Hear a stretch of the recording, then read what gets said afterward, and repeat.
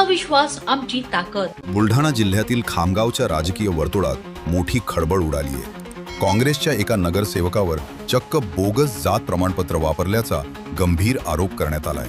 नुकत्याच पार पडलेल्या निवडणुकीत काँग्रेसचे उमेदवार मोहम्मद ईसा मोहम्मद मुसा यांनी ओबीसी प्रवर्गातून विजय मिळवला। मात्र हा विजय बनावट कागदपत्रांच्या जोरावर असल्याचा दावा पराभूत उमेदवार गुलजामा शाह यांनी केला आहे। त्यांच्या मते टीसी मध्ये खोडतोड करून आणि बनावट कागदपत्रांच्या आधारे कासार जातीचे प्रमाणपत्र नगरसेवक मोहम्मद ईसा मोहम्मद मुसा यांनी बनवलं आहे। तक्रारदाराचा दावा आहे की 1965 पूर्वीच्या पुराव्यांमध्ये केवळ व्यवसाय नमूद आहे, जात नाही। तसेच कासार जातीमध्ये मुस्लिम समाजाचा समावेशच होत नसल्याने हे प्रमाणपत्र बोगस असल्याचा आरोप करण्यात आलाय।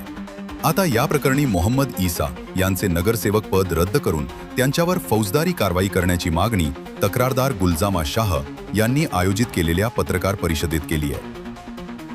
आमची मागणी अशी आहे का जे कास्ट सर्टिफिकेटवर लढलेले आहे शेख ईसा शेख मुसा हे काँग्रेसचे नगरसेवक निवडून आलेले आहे आणि त्यांनी बोगस कास्ट सर्टिफिकेट बनवला आणि त्याच्यावर कडक कारवाई व्हायला पाहिजे। त्यांनी स्वतःची टीसी बोगस बनवली आहे, त्यांच्या वडिलांची टीसी बोगस बनवली आहे, पूर्ण नातेवाईकाचे ज्यांनी वंशवाळ हातानं बनवून तयार करून घेतलेलं आहे ते पण बोगस आहे। आणि कासार हे जात फक्त हिंदूमध्ये येते, मुसलमानमध्ये येत नाही। आम्ही समाज कल्याणला त्याची कंप्लेंट करून समाज कल्याणनं त्याच्यावर इन्क्वायरी टाकली, दशक पथक लावला आणि इन्क्वायरी काढल्यानंतर त्यांनी पूर्ण डॉक्युमेंट आढळून आले का तो मुसलमान आहे।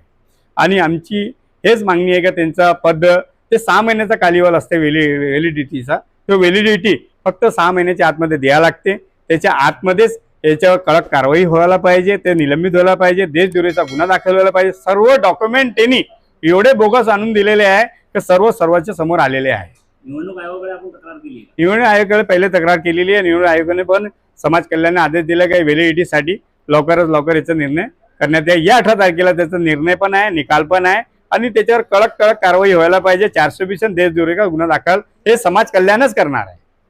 या प्रकरणाची तक्रार बुलढाणा जात प्रमाणपत्र पडताळणी विभागाकडेही करण्यात आली आहे। येत्या 18 मार्च रोजी यावर निर्णय होणार असल्याची माहिती तक्रारदार गुलजामा शाह यांनी दिली आहे। आता यात काय निर्णय होतो आणि काँग्रेसच्या नगरसेवकाचे पद टिकणार की जाणार याकडे संपूर्ण जिल्ह्याचे लक्ष लागले।